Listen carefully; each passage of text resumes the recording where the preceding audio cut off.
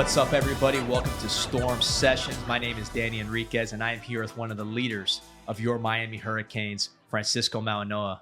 Francisco, how you doing?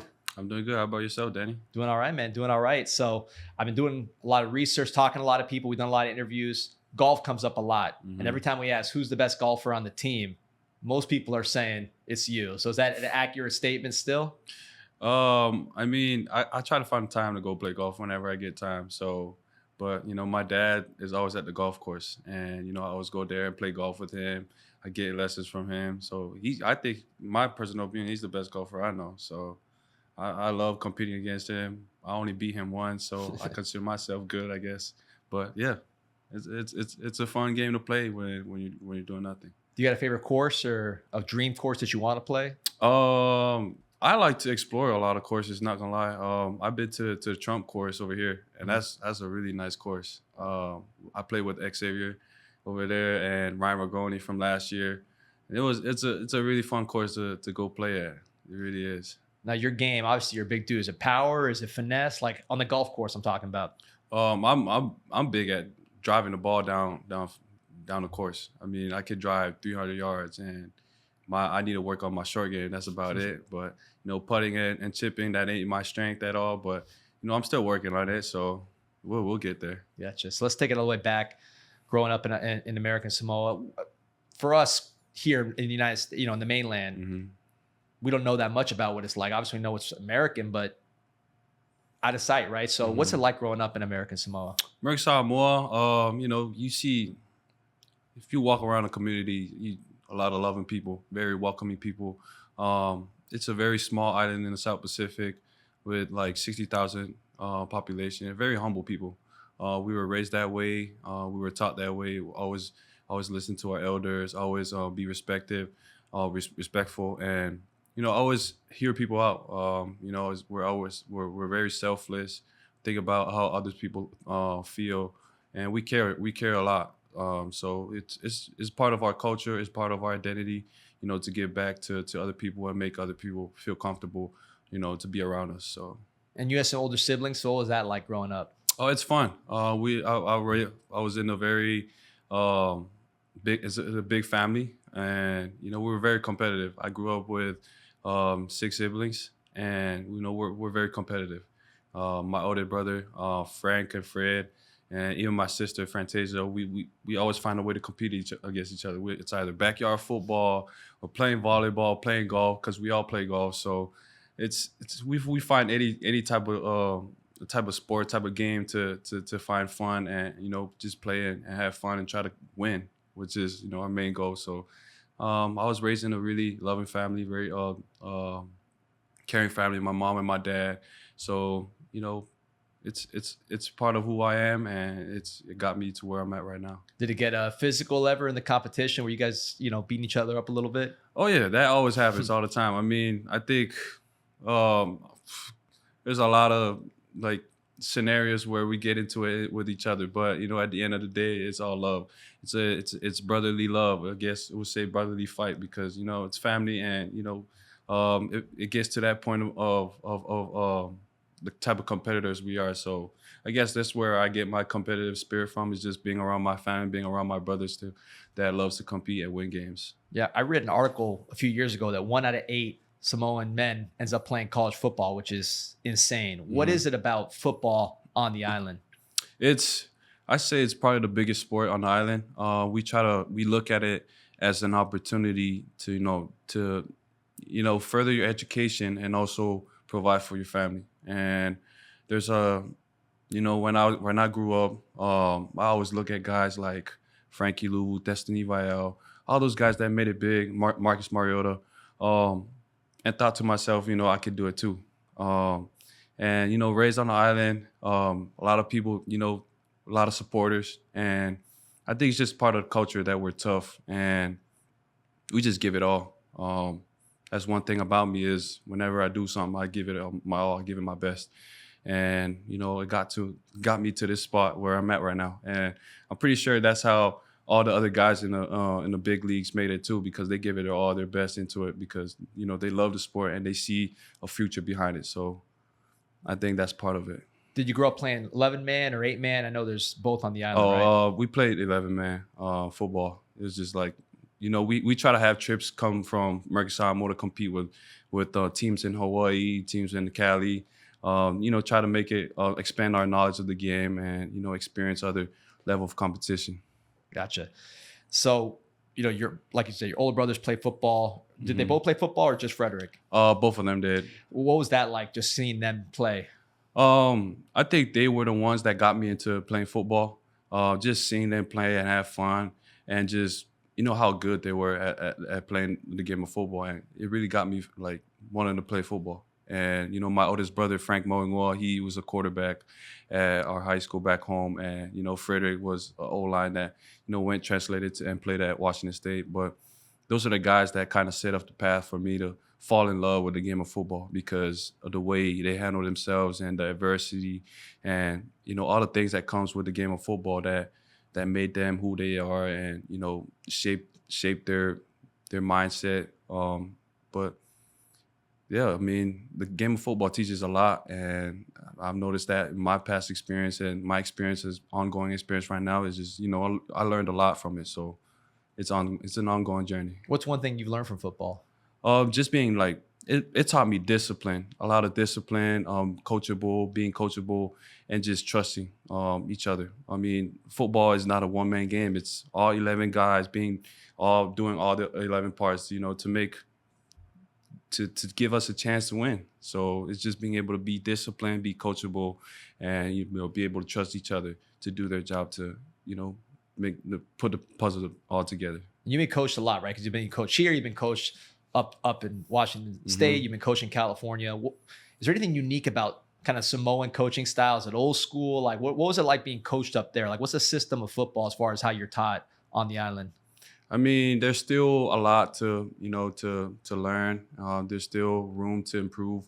But there's guys that came from college that go back, guys that went to the NFL, came back and, try to pour into the program and doing their best to, put the guys and the kids in the right position to play the game of football in the right way. So, but, physicality is never a question about it. The guys back home are very physical and, very fast and, just the mental part of the game. Well, it's getting there, but, yeah, I mean, it's still a lot to learn and to improve in the game of football back home, but it's getting there. I know sure. People see you busting heads here, so they assume you've always been a linebacker, but that's not true, right? You were a quarterback. Yeah. I mean, I was a quarterback. I started out being a quarterback. I loved being a quarterback when I was young. I loved throwing touchdowns. I loved having the ball in my hands. It was a big part of why I also fell in love with the game of football because, the ball was always in my hands and I get to control the game. And when I translated to linebacker my junior year in Cali, when I transferred to Cali, it was a whole different ball game. I mean, I guess just the Samoan in me just fell in love with it, of just being physical and coming downhill and hit somebody. So it was an easy transition to fall in love with because, I fell in love with the physicality of the game. And, it gave me, being a quarterback gave me a different perspective of, how to view the offense. So the whole experience was very helpful with my journey to being a linebacker here, at Washington State and now translating here to Miami. So it was fun. It was fun being quarterback. And you mentioned you went to high school in Samoa, and then your junior year you went to California, then you came back. What was that whole process like? Yeah, I mean, after my junior year, we had a good season, won the conference. And after a junior year, we had COVID, and my parents were very concerned about us and wanted us to come back. And, we took the move to go back, and we couldn't come back after that because the border, the airline was closed. The border was closed. So we couldn't come back. So I had to finish my senior year back home. And, we won the championship. I was playing all over the spot when I was back home. I was playing linebacker. I was playing quarterback. And sometimes I was playing receiver, running back. You can name it all. But, it was fun. It was a very fun, memorable senior year. And I wouldn't regret it. I wouldn't want it to go any other way. I had a blast in my senior year, playing with a lot of guys that I know from home and are my brothers till to this time. What made you go to California in the first place? Just seeking opportunities for some exposure of my talent. I knew I could, play at a high level. I could play D1 football, but it just needed some leap of faith and a leap of um, sacrifice to get that exposure. And we don't get that a lot back home. So, me and my brother had to, do some actions and take some actions in order to put ourselves in that position to, fulfill our dreams. And my parents, made that big sacrifice for us to move to Cali and, play football there. And, that's where we first got our offers and we got looked at. CC went on his camps. I went on went all of these different camps and got looked at. So it was all part of the process. And, God was with us the whole time. And, he put us in the right position at the right time, to fulfill our dreams. So. What lessons do you remember from your parents as you're coming up on this journey that just they instilled in you?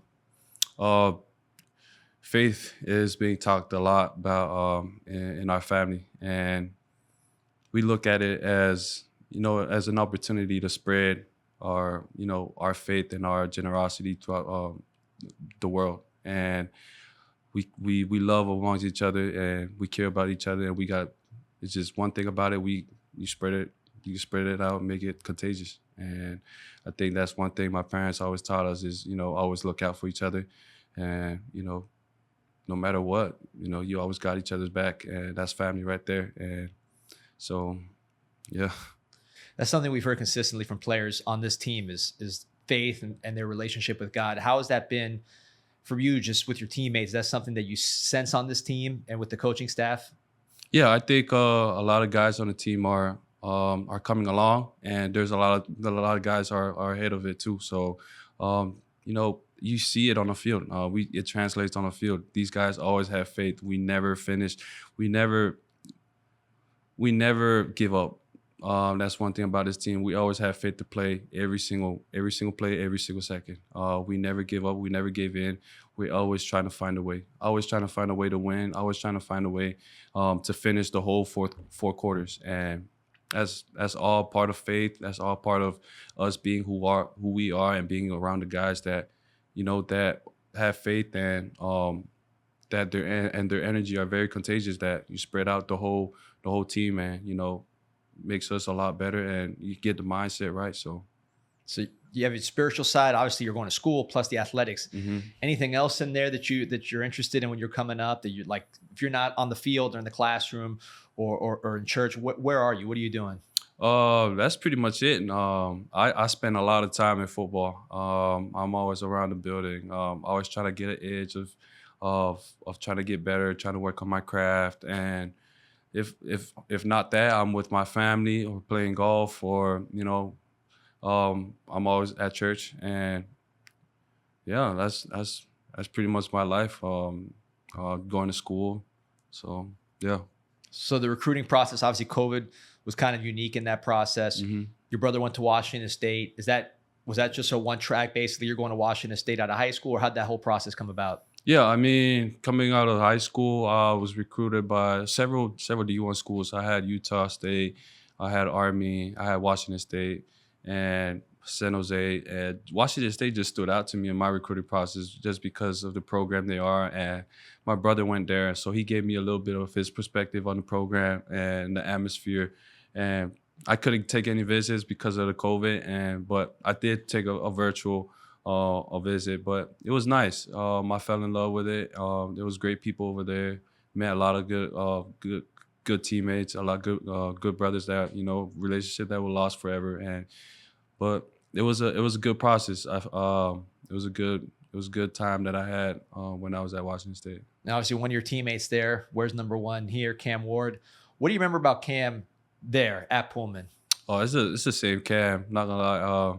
He's very competitive. That's one thing you cannot take away from him. He's very competitive, and he always tried in practice. He's always very calm, and he's always talking talking to the defense, and that's one thing you never take away from him. And I'll never get tired of it because he's very tough and he's very competitive. He's always trying to find a way to get in your head, and he will get in your head if you allow him to. But he's very competitive. That's one thing that I'll say. Have you noticed any way he's grown or changed since he's been there? I think he has improved his game a lot. He's a very smart. He's a quarterback. He's very smart, and he can make plays when he running around the pocket. He can extend plays, which is what he does best, and he'll explode off the run too if he had to. So I mean, that's a lot of that has improved throughout the whole year, and I've seen him growing his game a lot by far throughout this whole season. So now Cam, Xavier Estrepo, Damian Martinez, and yourself, all underrated coming out a little bit compared to what you are now. Did you feel a chip on your shoulder when you were getting recruited? I know you were excited about going to Washington State, but were you like, man, I should be getting more stars, more attention based on the player I am?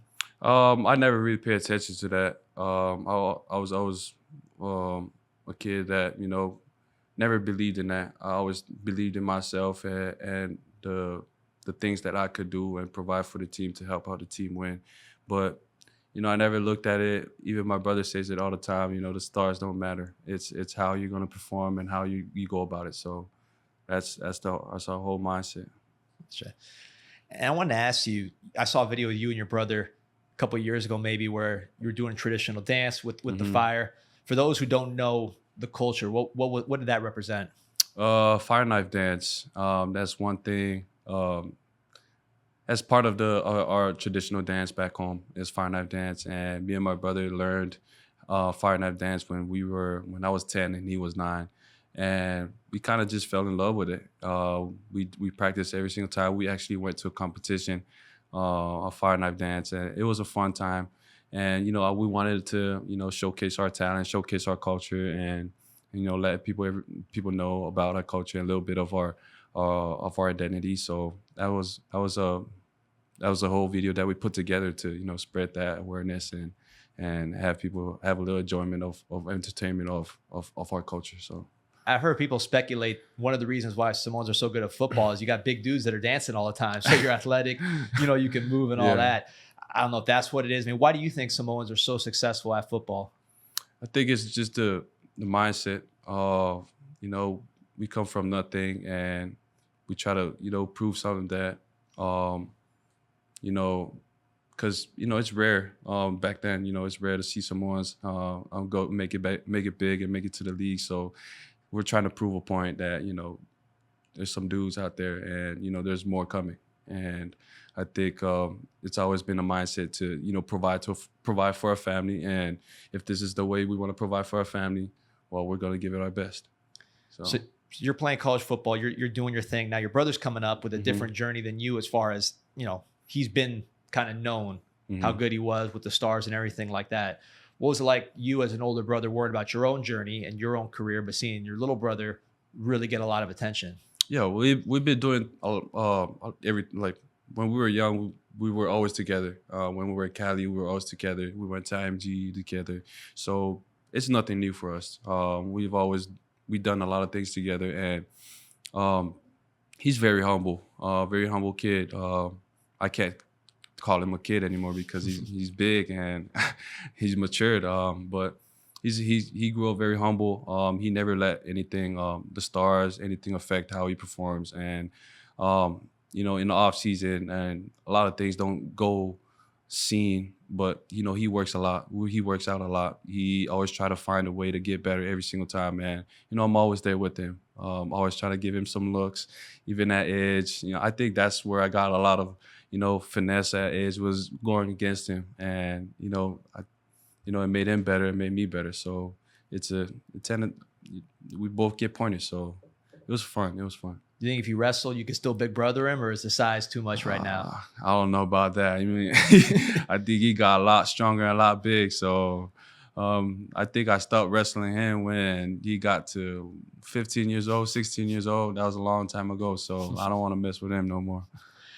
So he's coming out of high school. You're Washington State. Obviously, he chooses Miami. You're in the portal. What was that process like from your perspective?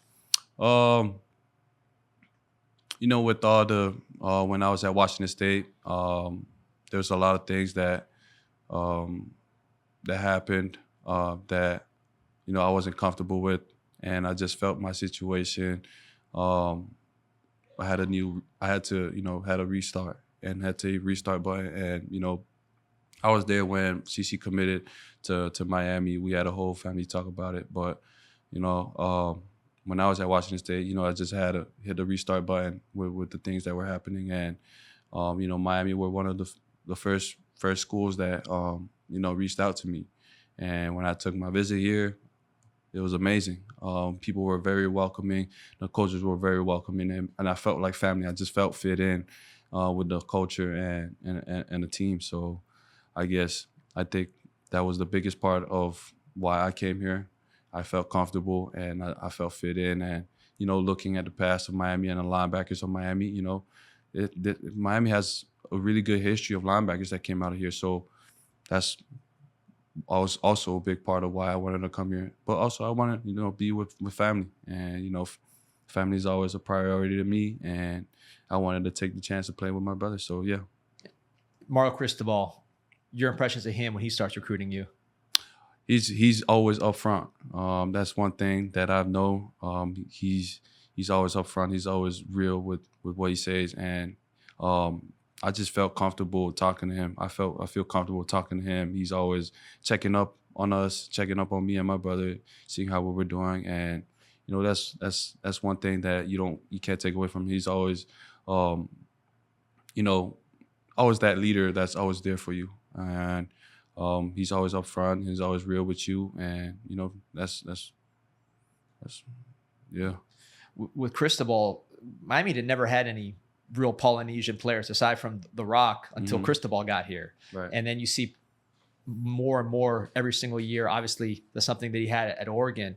Is there like a respect factor or a trust factor that you could, that he's able to convince, players like yourself from a different part of the world to come all the way over here to Miami? Yeah, I mean, if you looked at his history at Oregon, he had a couple Polynesian, a lot of Polynesian kids that came coming over there, the Sewell brothers. And, there's a bunch of guys that I could go on about it. But, he's familiar with us as Polynesian. And, he got a coach Joe Salave, who's behind him, and I was there with him. But I think it's very easy to connect with him just because of his experience with the Polynesian community and his familiarity with the people. So I think it was easy to talk to him, and yeah, it was easy for my family to communicate with him too. So yeah. And I know you're not a defensive lineman, obviously, but the presence of Coach Joe, who's such a successful player, so big in the community, was that helpful in the transition? Yeah, I mean, Coach Joe he's very real with you. Coach Joe has always been there for me. Since I got here, he's always been there for me. He's take me and CC out to lunch.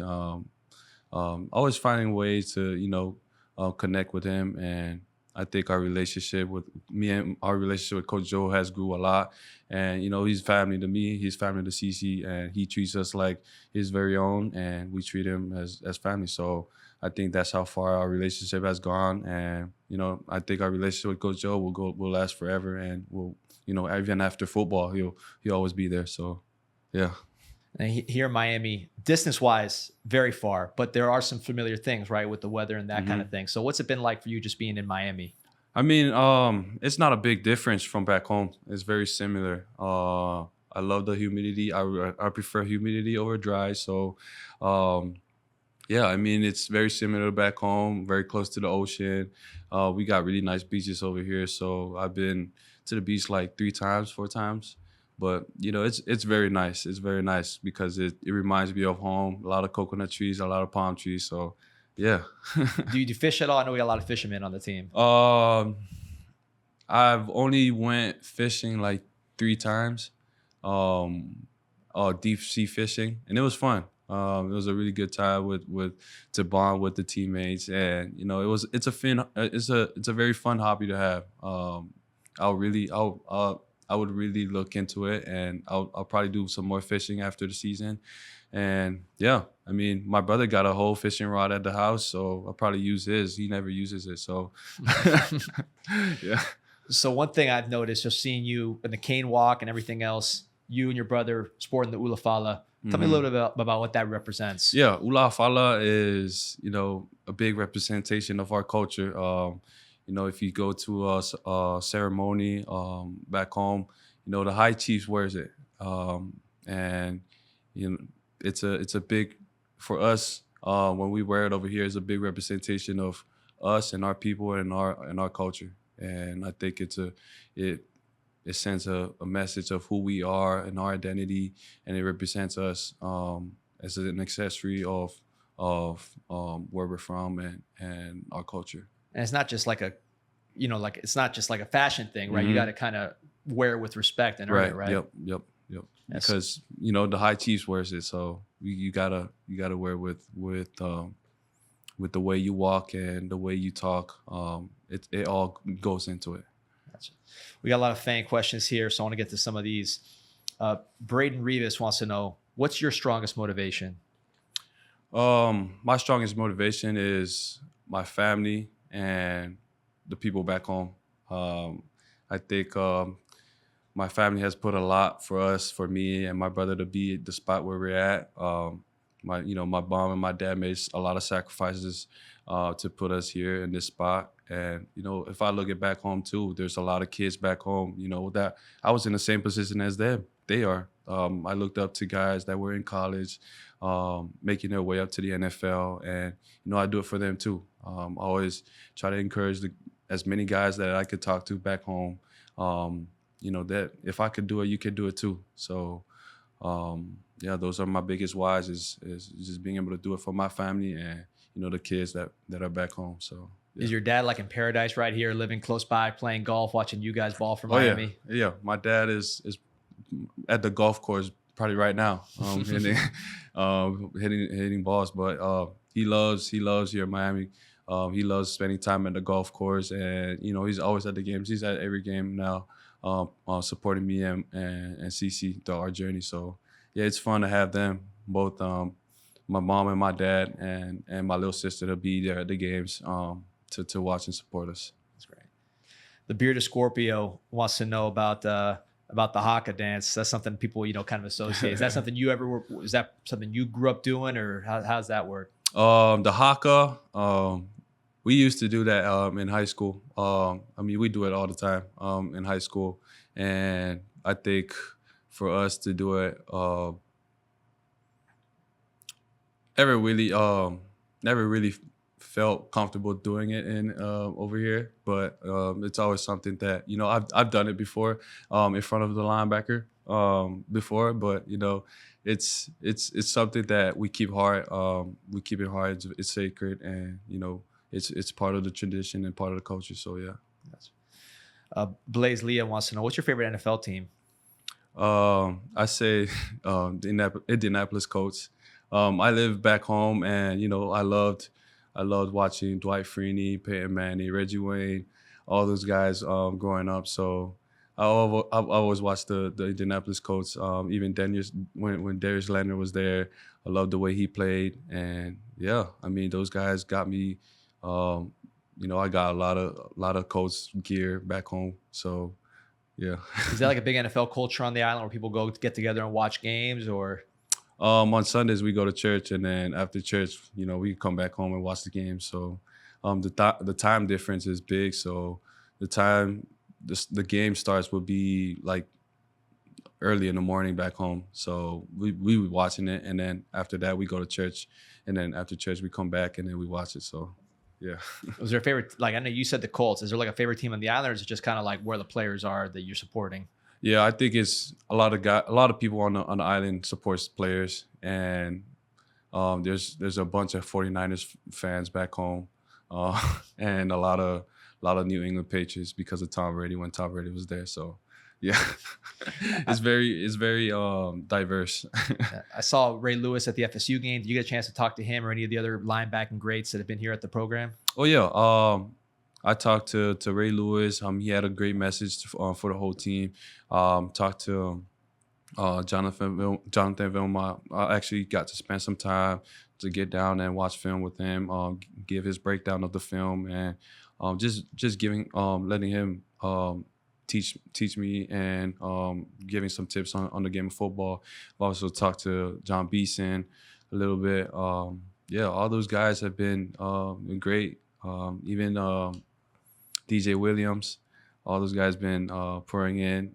That's why I love about this alumni, because all these guys are willing to pour in and always trying to find a way to get us as players ready for the season and for the game. So, yeah. And not to get into any private conversation, but any kind of lesson that they told you that stuck with you, or just a tip that you took from one of those guys? Yeah, I mean, eyes are the most important thing as a linebacker. So I think having good eyes is a very, very important thing to have as a linebacker, and being able to communicate. So those are all the things that, they emphasize a lot, is just being able to communicate, have the defense on the whole same page, and having our eyes at the right spot so we can make plays that we're supposed to make, and be at the right position. So, yeah. Got another one here from Blaze Leah. Why do you like the number 1? I played my high school and my senior year in high school. I wore number 1, and I think for me to get out, hitting a blast and having my final year here, I think it makes sense for me to wear number 1, because I finished high school with wearing number 1, so might as well finish college wearing number 1. So yeah, that was kind of the translate and the transition from high school to college. Okay, last one from me. When you're done with football, NFL, everything's done, what do you want to be doing? I don't know. I've been asking myself that question a lot, because I love the game of football so much. So I don't know if I'm ever going to be able to escape from the game of football. But yeah, that's a good question. But I'll probably likely to be around football. So that's either coaching, that's either training, or whatever it is, I'll probably be around football. Well, Francisco, appreciate you for joining us. I know everybody loved learning about you. Remember to like and subscribe to Storm Sessions, Apple Podcasts, Spotify, YouTube, Hurricanes All Access. We're on Wednesdays, and you can learn more about great student athletes like Francisco. So again, man, appreciate you. Appreciate you.